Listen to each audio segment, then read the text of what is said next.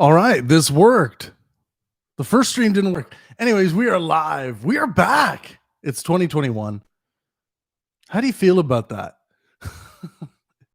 Well, it's good to be with you guys. Again, for those of you who don't know, my name is Travis Pangburn. And I'm going to share this. Yeah, and Happy New Year to all of you.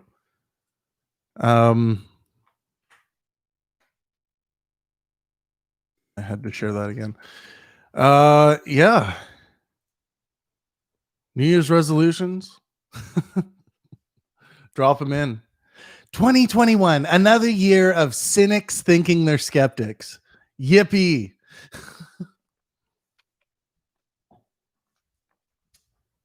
Skepticism.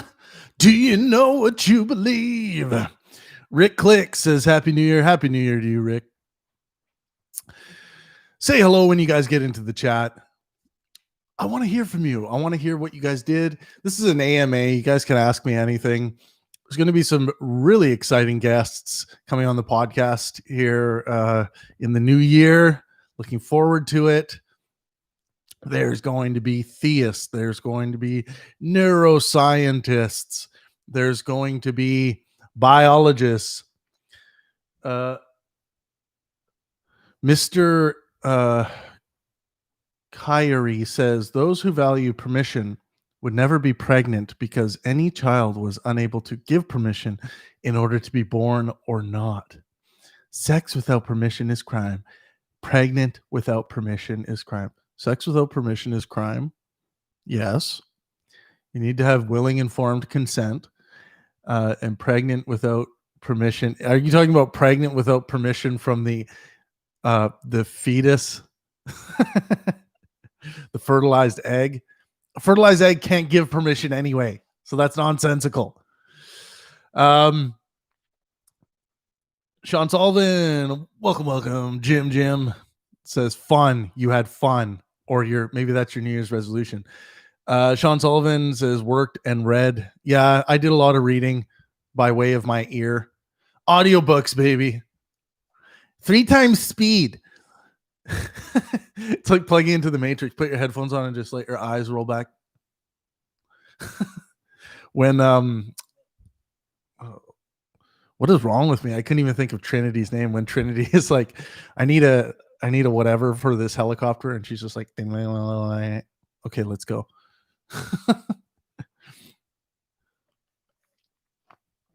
Listen to Mein Kampf on 3 times speed. And you will be saved. George says, what are your thoughts on make sure you guys drop a like. It helps the channel out a lot if you guys drop a like on the video. This is an impromptu AMA. I just wanted to jump on and do something with you guys. George says, what are your thoughts on Dr. Phil? Is it healthy to put people's pathology and mental illness on display like a spectacle? It's okay. It's good to get people interested. And Dr. Phil isn't an idiot. He does have he has a lot of bad ideas, but that's the same with any, clinical psychologist or psychologist that I come across. It's like there are some crap ideas. Just because you become a master of clinical psychology doesn't mean that you might have some crap ideas. Like Dr. Phil still has some serious religiosity built into his way of thinking, and he needs to get that out of his practice. But you can see sometimes he'll go into like woo zone or like spiritual zone, where it's not just like the metaphorical spiritual zone. It's like the actual like, and did you feel like you were one with Christ there? But it's not all bad, that show. One thing bad about things like that is that people think that like they'll watch that or they'll read Jordan Peterson or something like that and be like, oh, now I can diagnose people's mental health conditions. And people get that a bit from Dr. Phil. They'd be like, oh, this person in my life seems like this person that's on TV right now. And don't do that. You don't have the know-how. You don't know how to do that. Even if you understand the DSM or the things to look for, um, usually, it's like for the most part, most people aren't walking around with disorders. It's not like not everyone has a disorder. Not everyone has narcissism who's confident. That's another one. It's like people see people who are confident and disagreeable. So they'll take those two things and be like, a disagreeable, confident person. Oh my God, it's a narcissist. Kill him. Yeah, that's not how it works. Jim McEwen says, if we're all traveling away from the source of the Big Bang, then how come we are on collision course with Andromeda? That's a good question for a physicist. That's a very specific question. Uh, Next time we have Lawrence Krauss in the Q&A, ask him that question. But gravity is going to have a lot to do with that. Sean Sullivan says armchair diagnosis is a horrible idea. Yeah, when I teach psychopathology, the first thing I tell my students is do not diagnose yourself, your friends, your family, or the dog. Yeah, it's most people are very bad at removing their emotional hangups when it comes to relationships with people. When thinking about things like that, they'll just be like, they'll feel really bad about someone like just not adopting a belief or line of thinking that they enjoy, and then they'll be like, yeah, that's just because they have this problem. It's like it's hard for people to disconnect that. Elementality says secular humanism leads to critical race theory. Any thoughts on critical race theory being described as an emerging secular religion? Critical race theory. Can you just outline what you mean by critical race theory? I don't think you're meaning race realism. So I just want to make sure I know what you're talking about.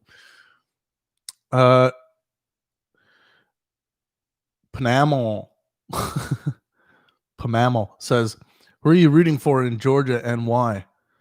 I honestly haven't been following it much. But yeah. Well, like I said before, I would have voted for Donald Trump. Give him a shot at a second term. A lot of it has to do with what I see as an acceptance of violent behavior and nastiness on the left that I don't see on the right, and I think sheerly from a perspective of violence, you're going to get a lot more violence and disorder, public disorder, if you have someone in office that is a promoter of, seems to not want to like call out these nasty radicals on the left who are defacing public property and sometimes killing people and assaulting people. It's like you want people in the office that are going to be like, Antifa is a piece of shit, Black Lives Matter has turned into a terrorist organization and just a vehicle to give people excuses to go around and looting and resisting police arrest. Oh God. How can you not be a leader? I couldn't vote if I lived in the United States. I could not vote for a leader that wasn't adamant about stop resisting police arrest, stop resisting police arrest, like Donald Trump has been saying. It's not that Donald Trump says great things all the time. Hardly does say anything great. I mean, the way things are and the way things go, and you believe me. But yeah, stop resisting arrest, stop resisting arrest, stop resisting police arrest. Nothing good comes out of that. Don't be an idiot. You're not cool. You're not macho. Stop doing it.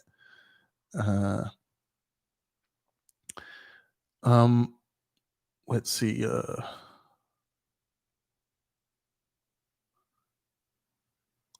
Gregory Malchuk says, have you seen the Kamala Harris video. Oh God, equality versus equity video.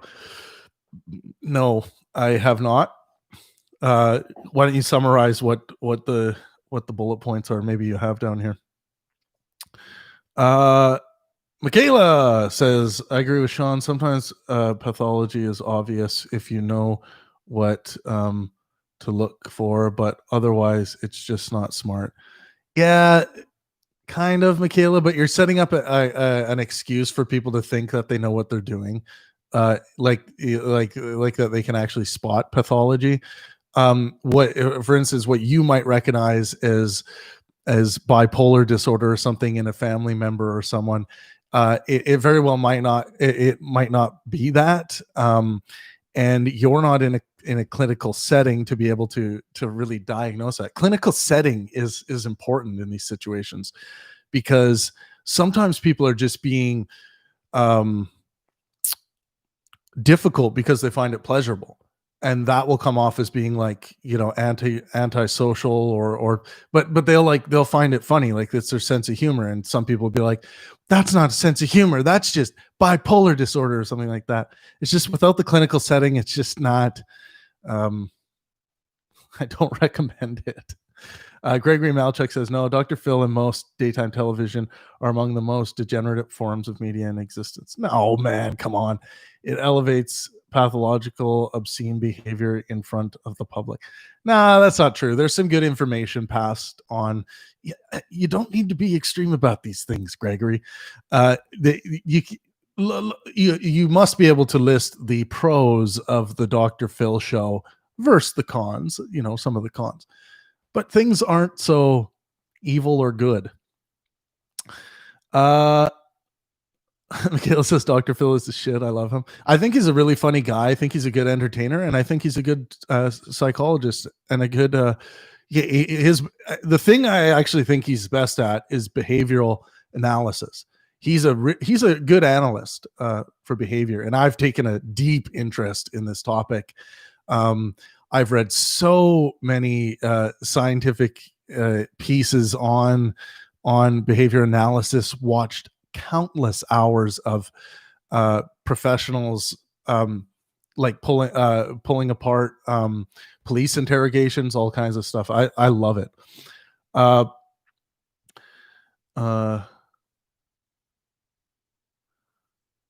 Elementality says a theoretical framework nested in the social sciences. Jim McEwen says if George Bush caught bin Laden and Obama caught Saddam Hussein, why is Trump such a hero when all he caught was COVID-19? No, he did. Look, Trump's diplomatic feats with North Korea were a huge underlining great thing for the world. Nobel Prize worthy, honestly. I think it takes a certain kind of person to be able to sit to go against the grain and sit down with Kim Jong-un and treat him like a person. It's hard to treat, people who dictators who unleash a lot of harm on their people. It's hard to sit down at a table and dine with them and engage in the war of ideas or even just an exchange of pleasantries. But on the world stage, you have a kicking baby like North Korea that really wants to be heard, wants to be recognized as a, on the world stage. And, a little bit goes a long way. And I think that's what Donald Trump did. And it was successful.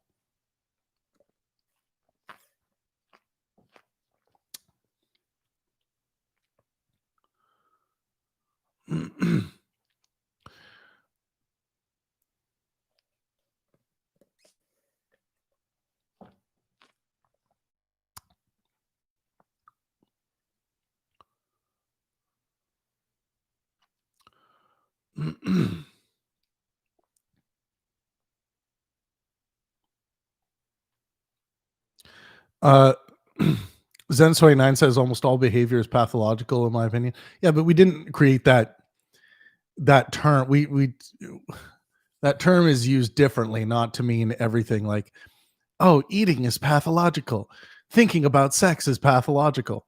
Well, yeah, but we didn't really create that um, for that reason, that label, or else we could just say everything is. Uh,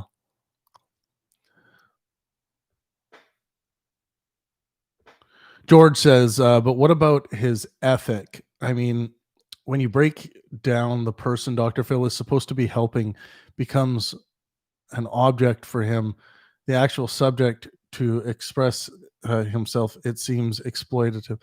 Yeah, you could say that about any kind of uh, interview process, like with criminals and with victims of trauma. You could say that about all that stuff, but there is a lot of well-being derived from people being able to view others in similar situations as themselves. So let's not discount that. So you know, don't get, this is cynicism, right? Don't get too sucked into the cynical things that you see in the world, or you see in people, or you see in processes. Don't forget to outline the good in this. Don't forget to outline the good in Hitler. Obviously you can make a laundry list of terrible shit that Hitler did, but there was enough good in Hitler for most of the world to think that he was a very positive um, uh, upcoming leader and positive figure for the German people at one point in time. Um, so just that's what skeptics do. Skeptics look at the both sides of these things. It's separating bullshit from reality. So it's knocking extremism down dead in its tracks, knocking it flat, and not letting cynicism get away with it. You know. Uh, Jim McEwen says North Korea are still developing nuclear missiles. Yeah. So are many other countries. The programmer says at Pangburn, do you have thoughts on how to account for determinism in this justice system? Well, we have to act as though we have free will, right?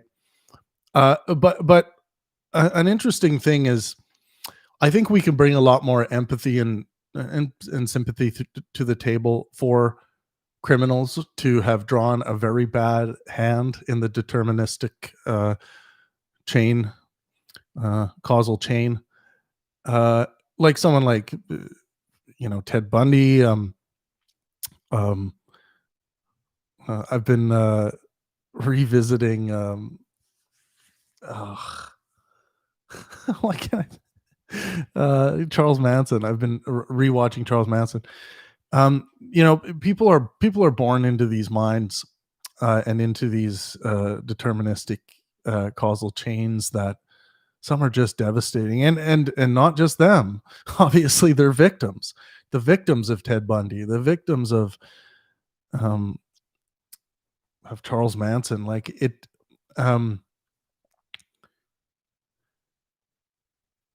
I think we can have an element of understanding that, like when people say, "Oh, they had a choice," you don't even need to go there, because we know they didn't have a choice in the greater sense of anything. But um,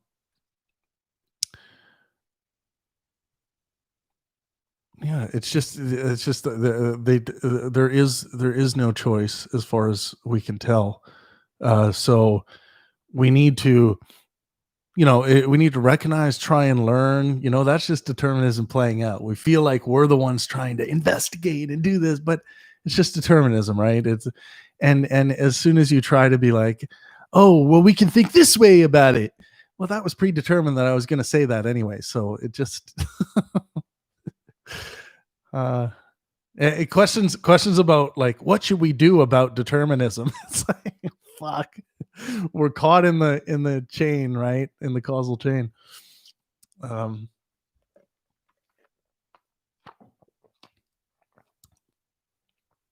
there's pro-social and antisocial behaviors. You're going to have to demonstrate pathological protocol behavior. Yeah. Too true, Sean. White Lives Matter says, have you read The Bell Curve by Charles Murray? Yes. What are your thoughts on group? Who wants to guess who's behind the White Lives Matter account? I'm going to give you you're only going to need one guess. Well, I've talked about that a lot. The differences in IQ, just they from an individual perspective, they don't mean a damn thing in the world. Aesthetic beauty and height even tends to mean a lot more. But if you're looking at groups, racial groups, it's like, sure, certain racial groups, kind of the cultural practices that micro evolved within humanity and were displaced or replaced in different parts of the world based on racial groups. It's like some of them catered to intelligence and some didn't. But as we've moved through, and it's very, very micro, this thing, as we've moved through recent human history, and I mean in the past 15,000 years, there's been a lot of intermingling of cultures and ideas and stuff. And so trying to point at one race and try to use any kind of predictability and say that person's that color, they're probably going to be dumber than me, or they're probably going to have a lower IQ than me. It's like, no, that's not how it works. And a lot of people get confused about that. But you can look at different cultural pockets around the world and say, oh, the white northern Alberta whites have a lower IQ than southern British Columbian Asians. So do with it what you want, but I don't find the IQ thing very compelling, like most thinkers. It's just, it's also a topic that's used by legitimate racist people who have a fetish for skin color and a fetish for race. I talked to I forget his name. I talked to some race realist guy recently on the podcast, and he has a fetish for whites. He fetishizes his own white race. You can see it, you can taste it when you talk to him. And that's fine. People have fetishes, but understand that it's a fetish. It's not necessary. It's like, you find this pleasurable. You find it pleasurable to want to live amongst whites. But understand that it's just like a kink, right? You have a kink for it.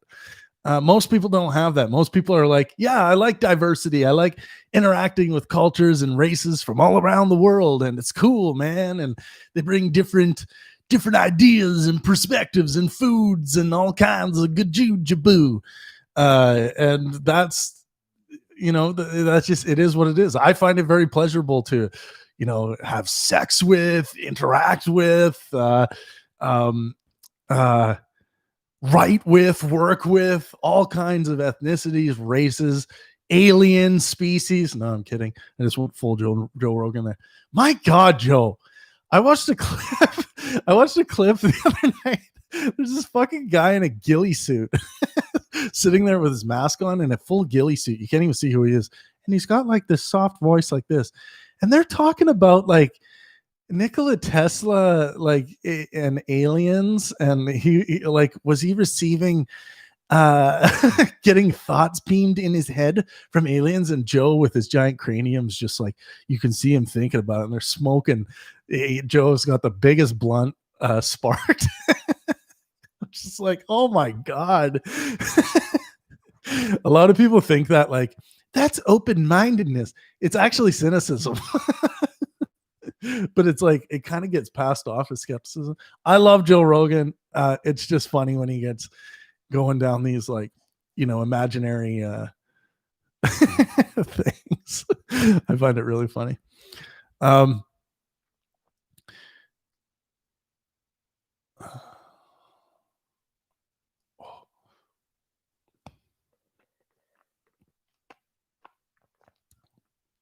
Let's go. Sean Sullivan says, I think that group differences in IQ have a lot to do with many variables. Culture, for example, Asians typically cultivate highly conscientious people who work hard, which yeah, which contributes to Asians being more successful. And yeah, this is what I'm talking about: the cultural injection at early stages in Asian culture. This can have a large effect in group selection for mating and things like that. If you start revering the highly intelligent, people start seeking out the highly intelligent for mates, and in a very small amount of time, this can produce and then if you look at, let's say, a different culture where it's like size and size and physical dominance is the selector that everyone's selecting for, when it comes to, let's say, females choosing male mates.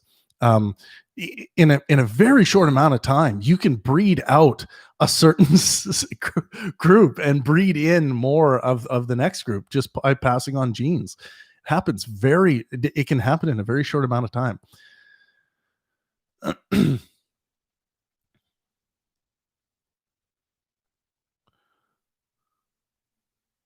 Deprogram says, Pangburn, do you think we would have to find a metric to measure reform reformability or something like that?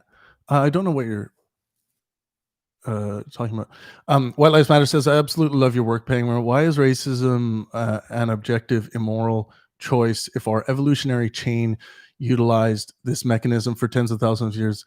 It simply can't be objective. Oh, that's a good question. Uh, why is racism an objective immoral? Why is racism an objective? Well, nothing's objectively immoral. First off, I think subjectivity. I think all of our moral systems are subjective. They haven't been demonstrated to be objective, but they have been demonstrated to be subjective. So until someone can, demonstrate some kind of objective moral standard, it just uh, doesn't exist. However, why I think my moral foundation is superior. Well, simply because if you when we're talking about morality, if you say, okay, well, essentially when we're talking about what is moral, when we're talking about how we behave with one another, we're kind of talking about a measurement of well-being of our actions. So if you accept well-being as the measuring stick um, for morality, then we can start making objective, scientifically demonstrable statements about morality. For instance, you can say, like, it is immoral to feed that child only carrots for their diet and nothing else. And then someone would be like, your subjective morality is just as good as mine. And be like, no, mine actually includes the same measurement of well-being that we use in hospitals and that doctors use in medicine. So, and they're operating on objectivity, and so in that way, in that sense, we can actually get some objectivity out of the moral dilemmas that we face. It's not a perfect system. It's the system itself is still subjective.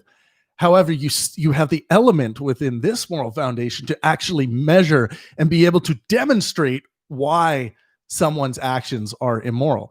And funnily enough, we've actually built most of our laws around this. Um, if you look at most modern laws, at least in the Western world, they are built around maximizing well-being for humanity. So that's basically all I'm talking about here. Maximize well-being for yourself and those around you. And those around you shouldn't just end at your family. Include others in your circle. Try to push the limits of how far those around you reaches. I try to make that quite broad in my life, but I know everyone doesn't get to do the kind of work I get to do, and people are busy, and I get it. I get the human struggle. But I just want people to challenge themselves to do a little more, and damn it, it feels good. It feels good. Um,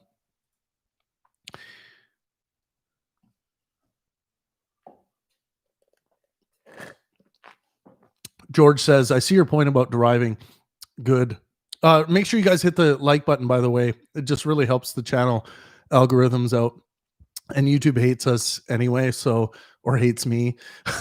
So give them one of these. George says, I see your point about driving good.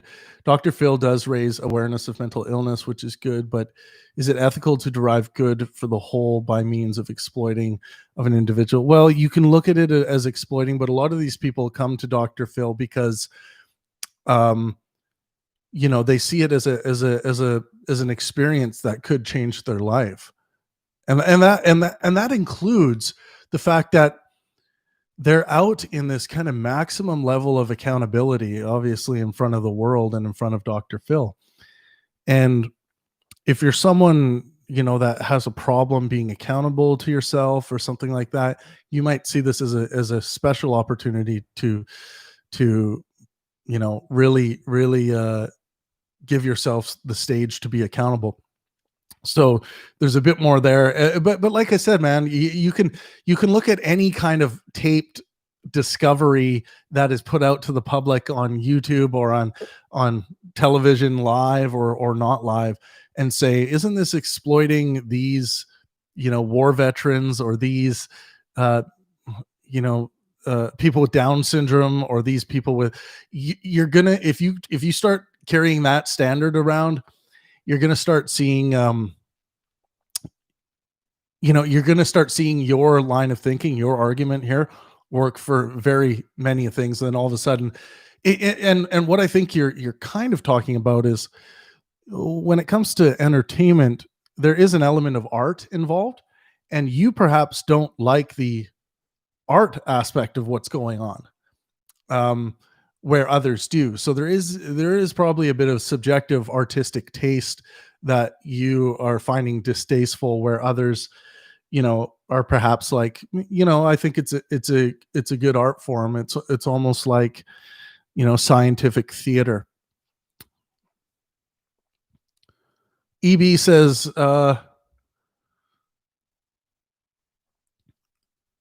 so just to finish off White Lives Matter. So yeah, we talked about moral, and yes, of course, racisms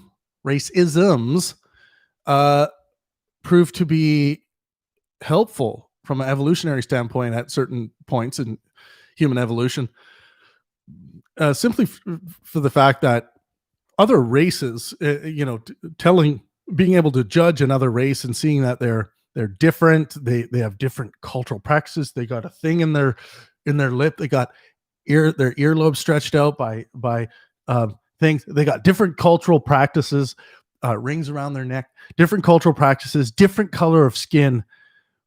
Maybe they have different curses. Of course, we know that they're viruses, but maybe they have different curses that they can pass on to us. So from an evolutionary standpoint, there is some utility to racism, but we've overcome that. We are at such a from a survival perspective in general. I'm saying not everyone on this planet, obviously, but in general, humanity is at this survival level of honeymoon stage, like on vacation from survival, or worrying about survival, and yet we still do way too much worrying. But yeah, of the things that are going to, potentially threaten your survival, worrying about the IQ differentials between cultures, I think is just nonsensical. And like I said, when it comes to even in society, what's a measuring tool for success, height and aesthetic beauty tends to be a better one, even than looking at race versus IQ. So even nose size, like there's some crazy studies that have been done to demonstrate some interesting statistical realities. But the thing about statistical realities is that you got to make sure you aren't drawing conclusions from those statistical realities that don't fit in with what the findings are. And this happens all the time when people think that interpreting statistics is very intuitive to as far as understanding what they mean. But if you're not engaging skeptically in that process, you're going to fall into like thinking that the statistic means something that it doesn't. And I come across people like that all the time, especially in this race versus IQ conversation. Hit that like button, guys. I'd really appreciate it. We got 16 in the room right now. Hit that like button. Happy New Year, by the way.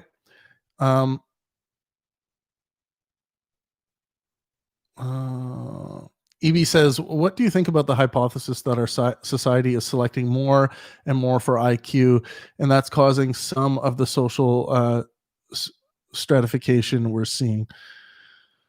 Well, I mean, it either is happening or it isn't. If there's clear demonstration of that, then it is happening. I mean, when it comes to selection on a species, on a large species scale or subspecies scale, you know, I refer to determinism, and I think like, well, of course, if we find a way to circumvent this and get ahead of it and make change, and yeah, determinism will take care of that. You know, just like it took care of the sentence I just said before this one. I didn't make it up. It happened to me. I can't take credit for it in any real sense for the creation of it. It happened to me. Just like when I play the piano, it happens to me. Just like when I move my arm like this, it happens to me. Yeah, it's a very sexy idea to feel like we are in control of this thing that we are moving around.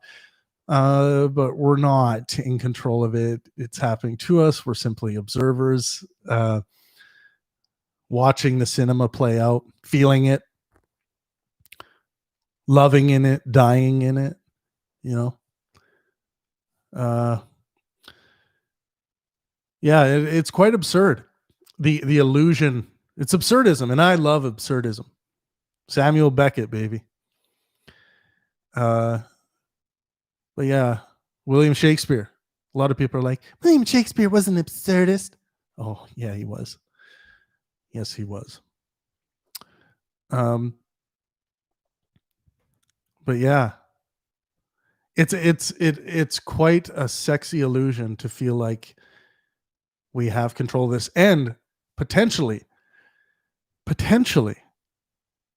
a necessity for life to have this illusion of free will. As I'm finishing up my first book here, I think this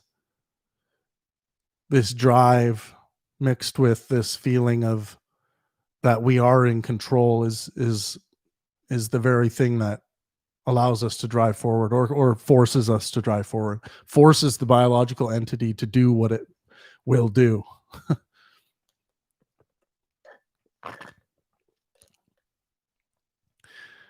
Elementality says religions co-evolved alongside humanity in the sense that it's a fundamental part of human experience.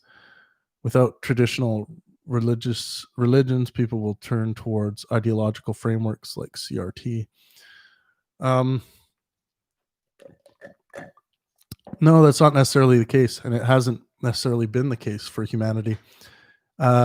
Religions have been very successful at becoming so popular and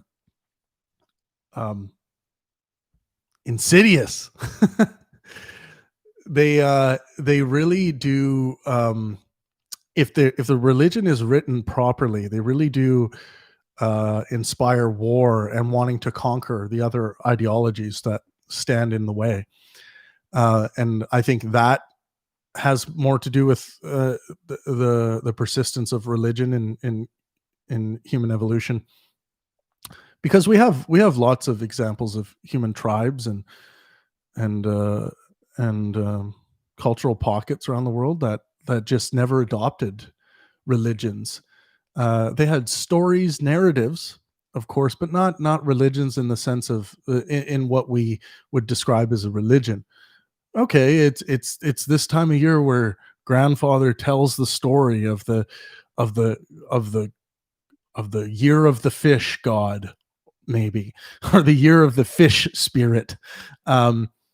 But it's not really religiosity in the sense of like, okay, dogma, tenets, do this, do that, sacrifice a child, uh,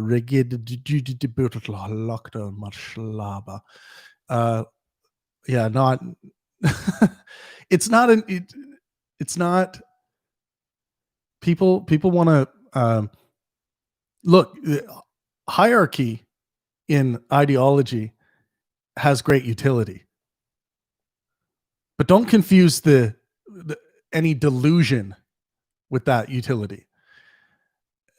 It's true, it's true that in the short term for people, delusion can have utility. I mean, look at the heroin addict who finds God and finds a way out of it. Uh, Delusion can have utility, of course. Um, but is it right? Is it the best step forward for humanity? I say no. I think when we are operating based on the is findings of science, what's actually going on in reality, we develop amazing things that help humanity, help our ability to achieve higher levels of well-being, and not just higher levels, but more well-being to pass around, because there are a lot of people on this planet that live horrible existences compared to a lot of us. So yeah, make sure you guys drop a like on the video. Make sure you're subscribed, of course, and join us on Discord, guys. Let me drop the Discord link in chat here. It will be in the description of this live stream, of course. But I will drop our Discord link. But I'll be jumping on there at least once a week to do some different discussions. Oh, edit link. I want this one to last forever. Yeah, I have an AMA section on there as well, guys, where you can drop a question any time of the day, and I'll usually get back within a couple days. I got my Team Canada hockey jersey on right now. Canada is advancing to the semis. Oh, my new Fitbit just made a sound, or a vibration, I mean.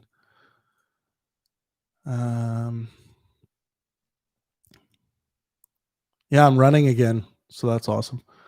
Let's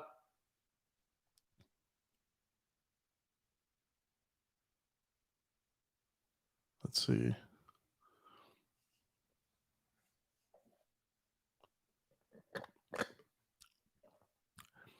Elementality says secular humanists have nothing to say about this for obvious reasons. I define secular humanism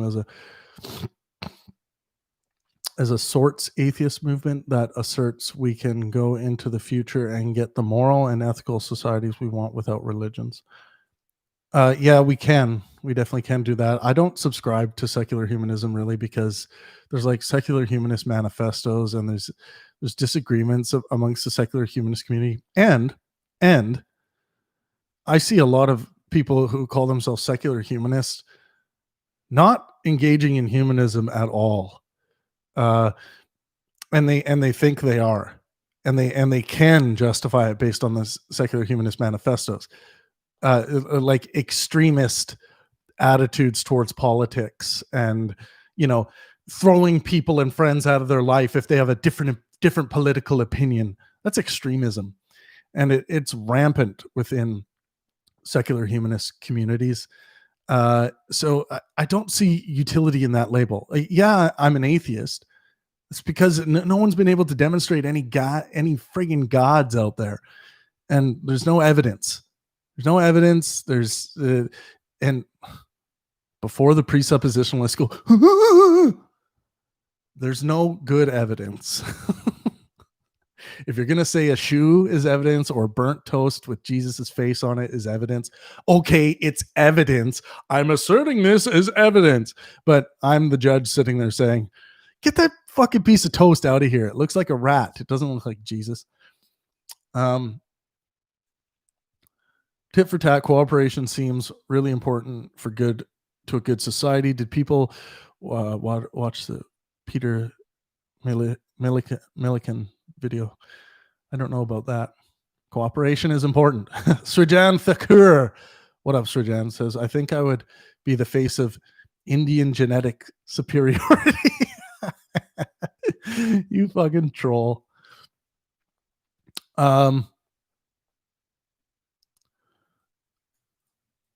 Morality as an emergent property, says,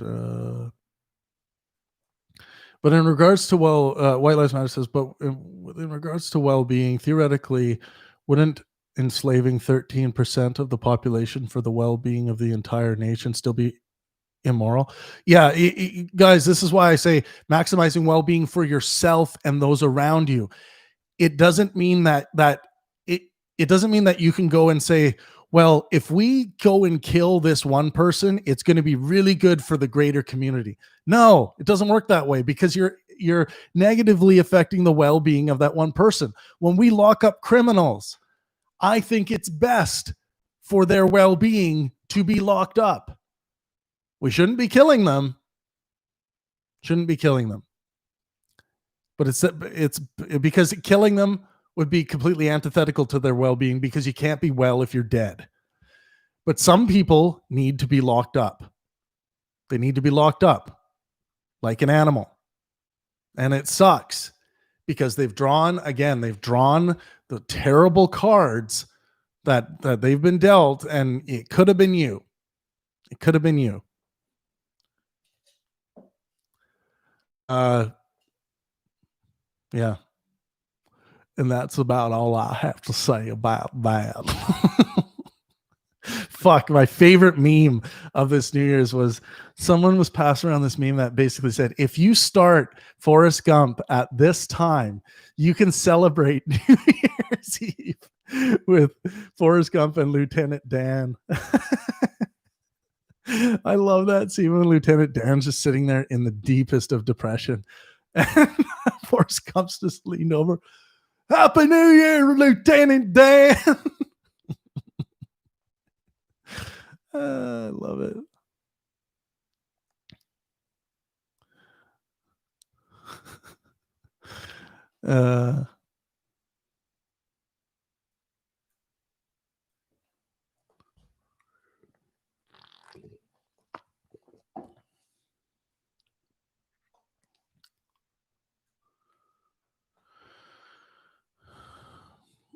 Coleman Greenfield says, question. Do you feel as me that many atheists have become just as dogmatic as religious people? It's not dogmatism. You need to have dogma to have dogmatism. Atheism is simply the rejection. This is all it is. If I come to you and say, there are invisible fairies flying around my head, and you say, well, that's interesting. How do you know? And then they're like, well, I can see them. You can't, because they're invisible to you, but I can see them. You're not gonna believe me. And that's the same thing. If you go up to someone and say, there is a God, and this is the God, and then the person's like, oh, well, that's interesting, but how do you know? Like, how do you know that this God is actually there and not just in your imagination, or just an artistic idea? And then the people are like, well, I got this ancient book. It's like, but yeah, that was written by Iron Age peasants who claimed to be divinely inspired. Why do you believe them when they say that they were divinely inspired? How do you know they just were in a couple of people who were, kind of smart, putting together literature just like Shakespeare did? And then they have no good answer for that. So just rejecting those God existence claims is all atheism is. You can't be dogmatic about that. You can be staunch about that and say, yeah, you haven't demonstrated your claim. You haven't demonstrated. You have to demonstrate your claim. But if you see an atheist out there like talking about politics or being radically extreme with politics, that's just someone being radically extreme, and extremism ought to be squashed. But I do see, to answer your question a little bit, to take it in a little bit different direction, I do see a lot of atheists become radicalized politically. I do. some who I think are very good thinkers, but when they start thinking about politics, it seems like their group identity, which isn't atheism. It's not atheism. There's nothing attached to atheism except the rejection of, the bogus claims.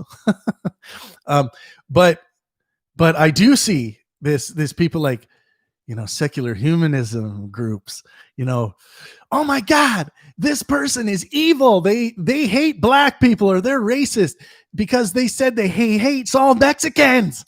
Well, no, Donald Trump didn't say that.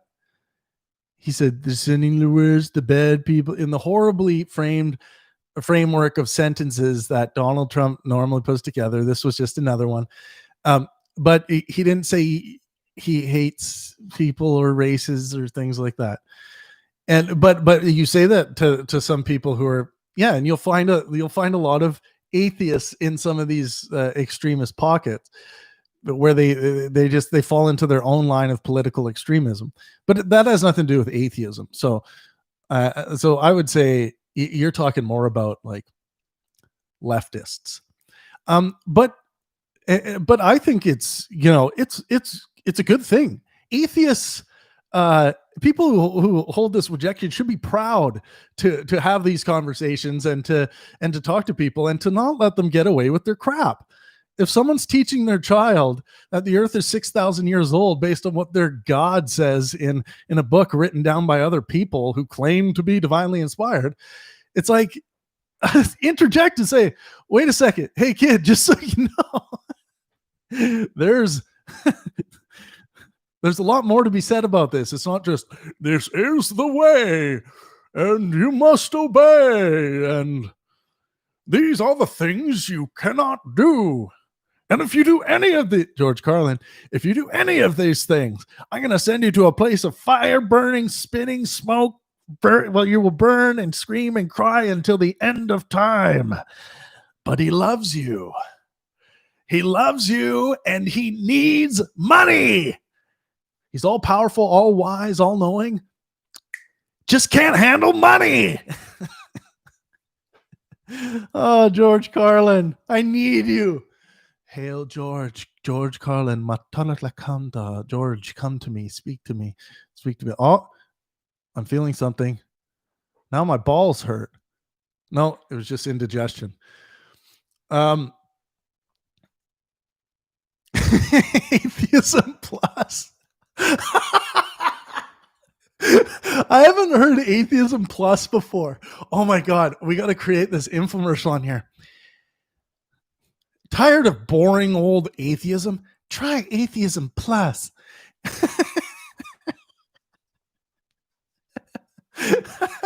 So good.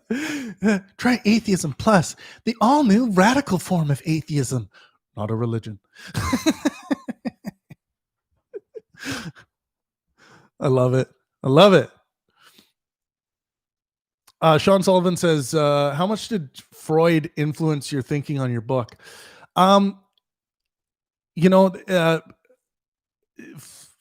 Freud does have his pleasure theory.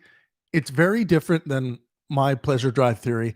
But Freud definitely got me thinking about pleasure. There's no question. But so did Shakespeare.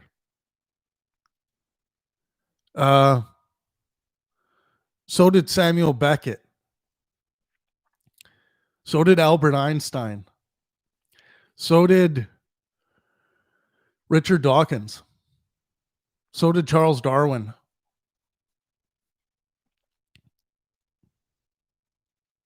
I don't know. I don't know. I'm probably influenced more in this first book by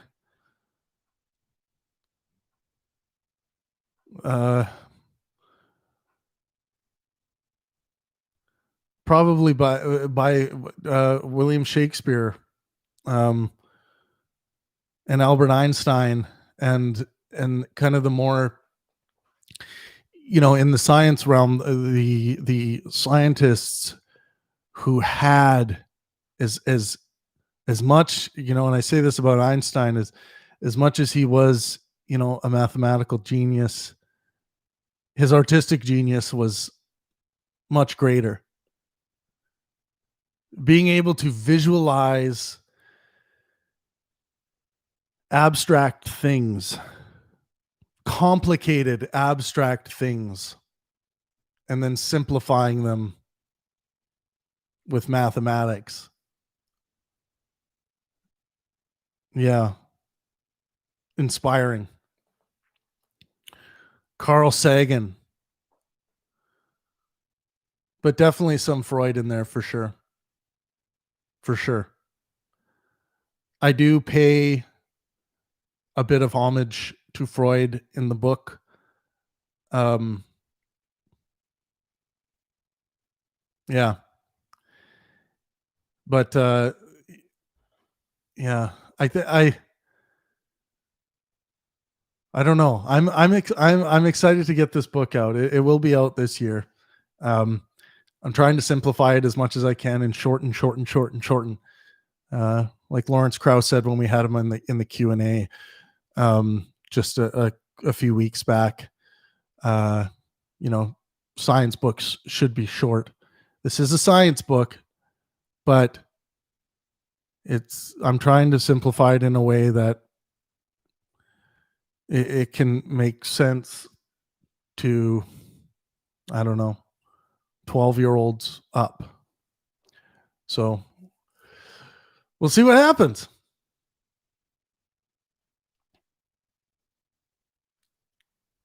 Atheism Plus. Oh my God, uh, that is really funny. Juan then says, "You are wrong. I like to say that, Travis. 2021 is fake." Yeah, 2021 is fake. You're so right.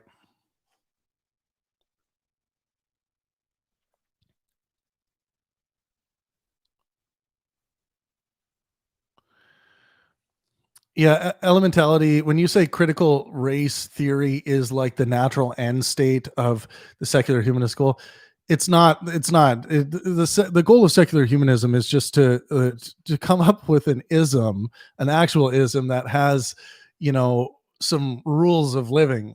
It's kind of like Jordan Peterson's 12 rules for life. It's just kind of rules for living, good ways to live, good ways to be a human. Humanism. That's what it is. It's supposed to be a system where like that includes morality. It's like with something like Christianity, it's not a system at all. It's just proclamations. It doesn't give you a system. There's so much subject. There's so the interpretations of these ancient religions are just so vast because there's people are just trying to fill in the blanks, which there are incredible amounts of blanks. There's some laws, and then there's some examples of how to be in certain situations, but it just doesn't cover a system. It doesn't give you a system. And some people were like, well, I created a system out of it. It's like, yeah, well, that's your own creation. Not everyone has the ability to take an ancient, book and create a system out of it. Congratulations for being creative. Make sure you guys join us on Discord. Hit the like button on this stream. I wanted to jump on with you guys today.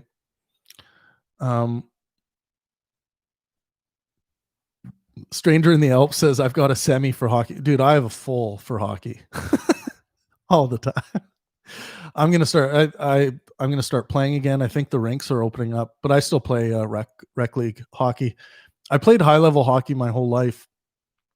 When I got a bad concussion in 2016, I took a bit of a break for a while, but I got back out there. But I definitely stopped playing at the levels that I was playing at because it's just guys still feeling like they're scouts in the crowd fighting and all kinds. It's like, dude, I don't want to go out and fight anymore. I don't want to go out and like get in scrums, take a high stick in the teeth. And I don't like, the guys taking it too seriously out there. Although I do, I mean, I love it. Like, I still love being in heated games, and I love I still love rough hockey play. But if you get a guy taking it too seriously out there, and he runs a guy from behind, and you're just like, man, you don't know the balance here. This isn't the NHL. We're not fighting for jobs out here.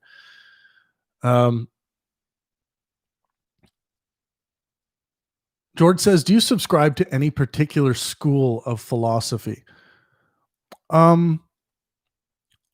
School of philosophy. No, I focus more on simplifying, standing on the shoulders of giants and simplifying very complicated philosophical ideas and just simplifying them, because I think we are so privileged now to have these ideas sorted out and they can be delivered in such a simplistic way. For me, it's simple. We have reality. How do we determine what is reality? The scientific method. The scientific method is we use the scientific method to verify anything, whether it's bullshit or it's actual reality. So that's the is. Now the ought. We have subjective moral systems. What do I think is the best subjective moral system? Maximizing well-being for yourself and those around you. Then people say, well, everyone's going to have their own idea of what well-being is. No, I'm talking about the well-being that we measure in the hospital.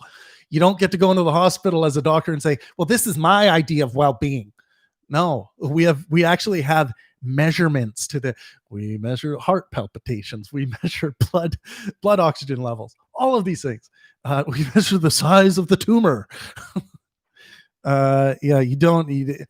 So you use that to measure as much as you can within the spectrum of the ought well-being.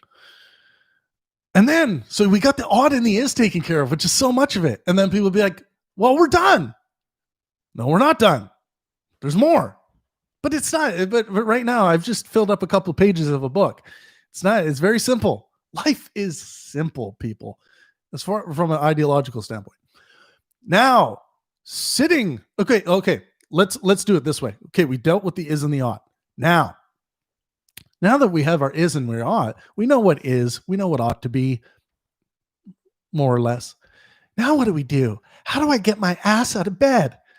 Our brain is split into two hemispheres, what I call art and science. It's just a basic way to explain. We got our artistic side of our brain and our scientific side. Now, I create these 2 meters of inspiration on either side. This is why the Pangburn philosophy is let art and science inspire.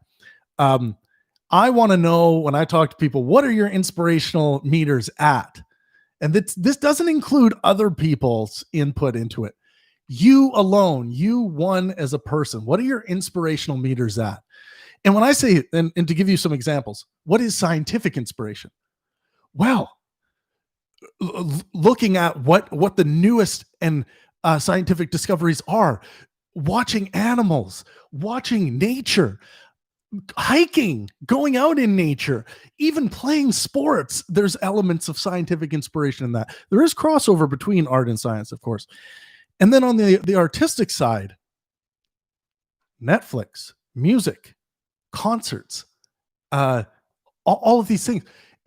And the intake is only part of it on the artistic side. That only gets you up to levels to 7 out of 10.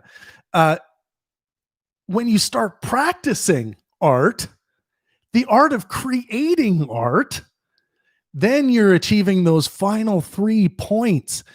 If you want to see someone who has achieved 10 out of 10 on both the artistic and scientific inspirational meters, the way I see them, Joe Rogan, the Rock, Dwayne Johnson. These are 2 individuals you can look at and say, damn. It's like people can't figure out why they can't stop watching them or looking at them or listening to them. It's like Joe Rogan isn't a great thinker. He's kind of a bad thinker most of the time, but people want to listen to him.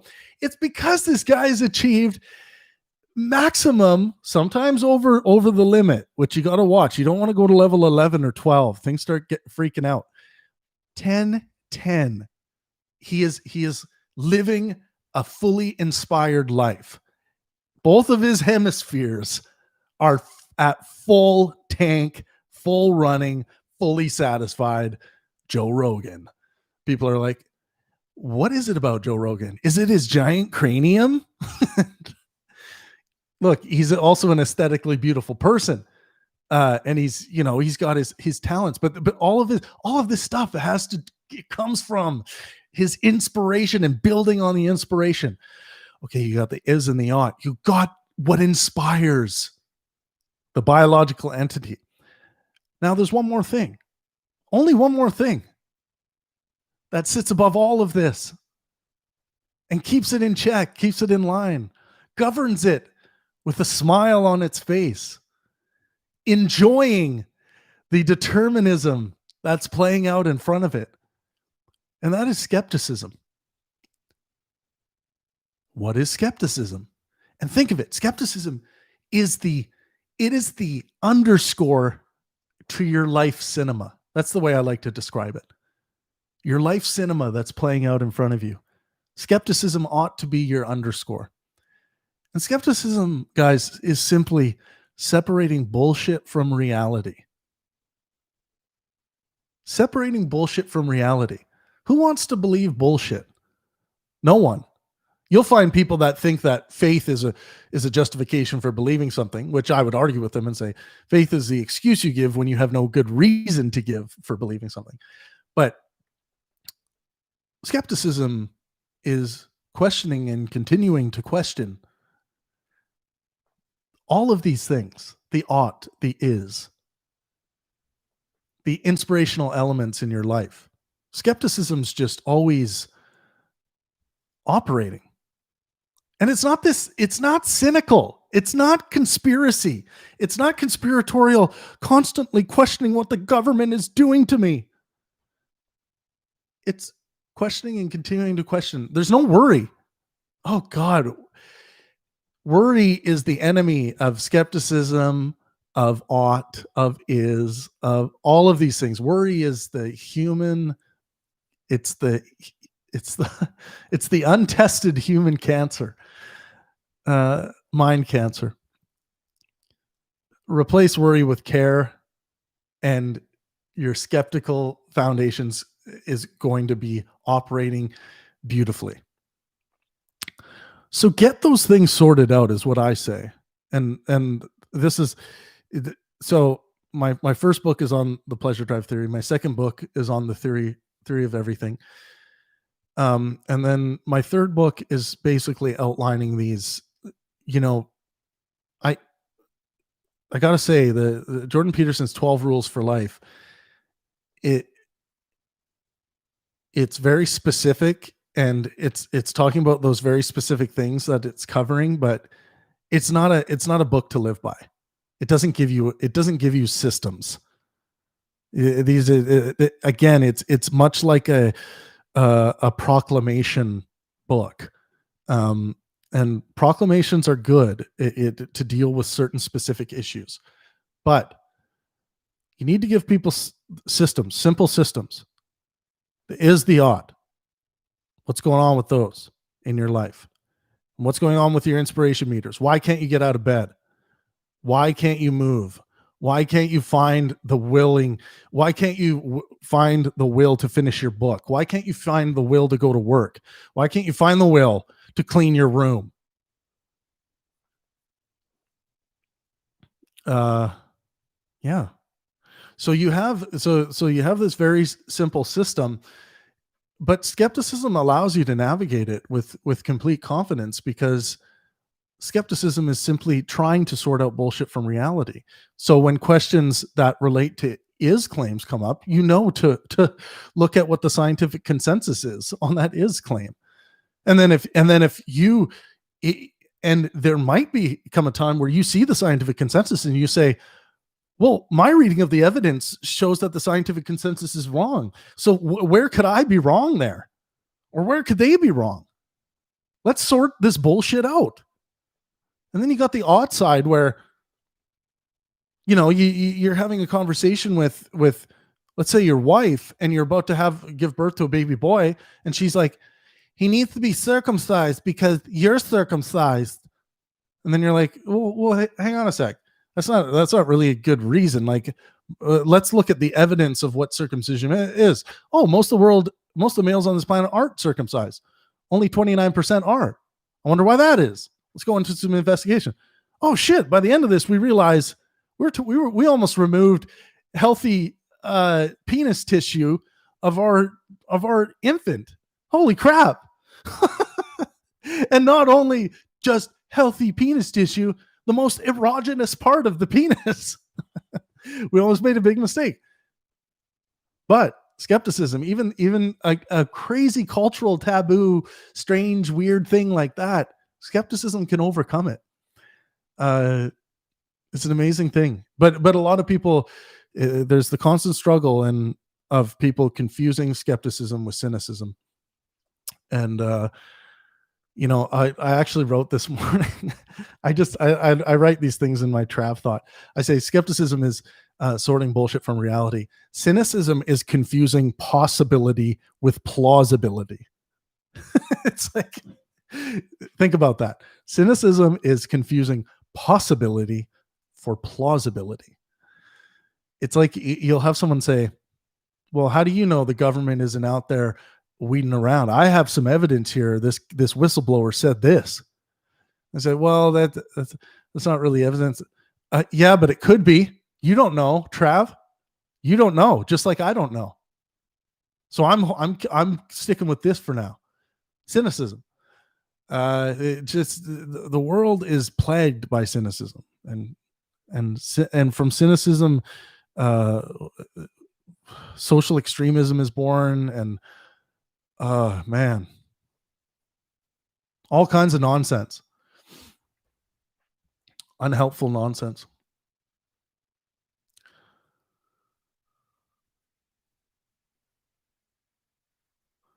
Let's see.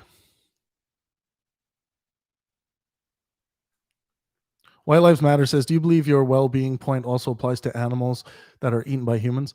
No. So my system refers to humanity, and the reason why we take care of animals, and we have different moral contracts, obviously, with each animal. With cows, we have a different moral contract than we do with bunnies, and then as we do with dogs in this part of the world. But then you go to other parts of the world, they have different moral contracts with dogs.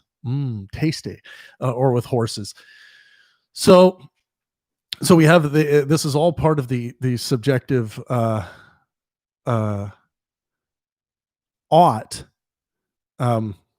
moral foundation. But then you want to say, but then here's how the whole animal thing works. How does just allowing people to walk around and cut the heads off bunny rabbits in the street, how does that affect human well-being? How do you think it affects it? Do we like seeing that? Do we want to allow people to just do whatever they want to animals? Sexually assault them? It's like we have things we like and we don't like, and this comes from the pleasure drive. And most of us don't like seeing animals tortured. Almost all of us don't like seeing animals tortured. Almost all of us like eating animals, but we don't like seeing animals tortured.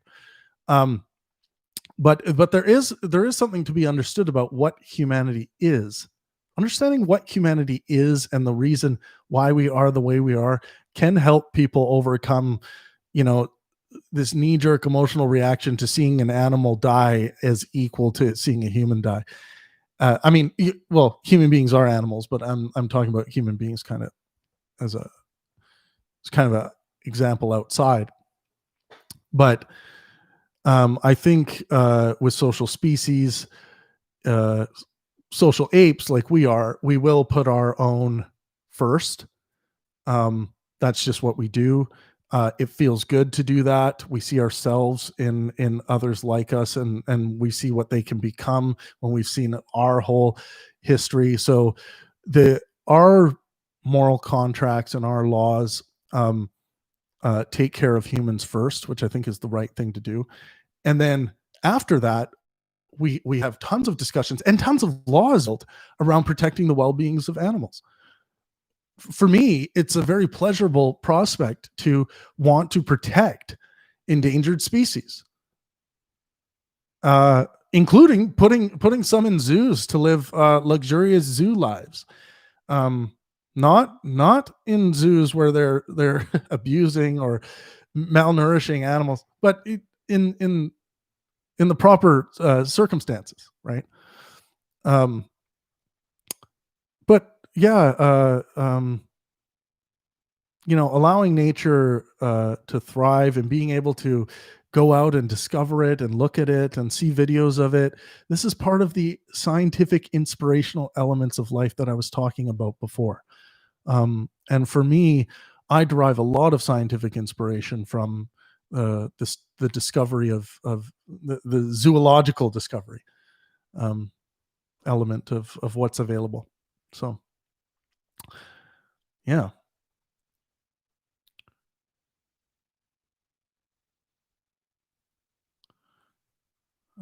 Let's see.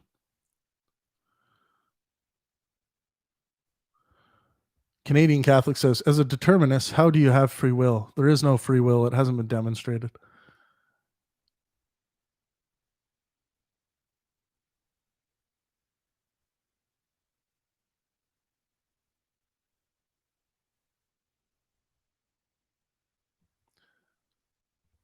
Kim Shaw says, no offense, but are you related to the big debates that happen on this channel, like Jordan Peterson, Sam Harris? I produced those events.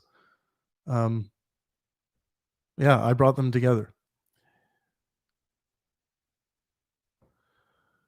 If some of your processes are unconscious, how can reason alone be used to minimize well-being? Huh? Do you mean maximize? Maybe you were responding to someone else.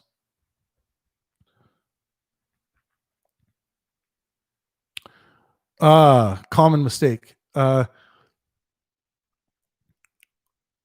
Daniel Wildquist says, being skeptical is too simple. If you avoid, quote, extreme skepticism, it only means you're lazy. There is no such thing as extreme skepticism, just like there's no such thing as extreme science. Science is what it is. It's a process. There's no extreme version or minimal version of it. The same as skepticism. It's just simply sorting bullshit from reality. There is no extreme version of that. And there's no minimal version of that. There just either is that or it's not skepticism. You're either doing science or you're not doing science. If you're going at science and you're like, I'm doing extreme science, it's like you're not doing science. You're just doing science if you're doing science. You're just doing skepticism if you're doing skepticism.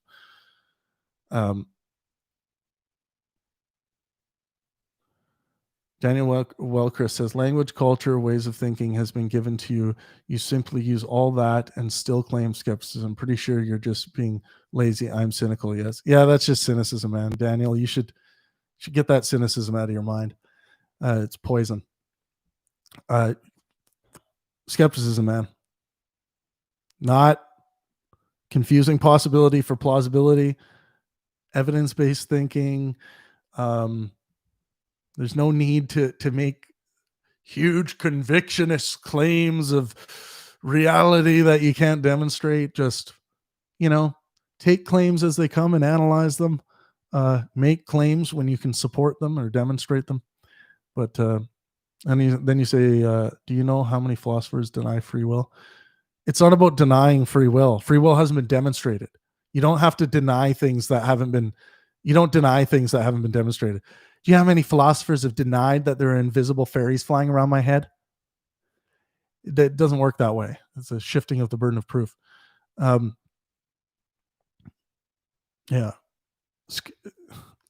Like I outlined in this video, that's the simple system I wish to, endow on others. I think it leads to maximizing well-being for humanity.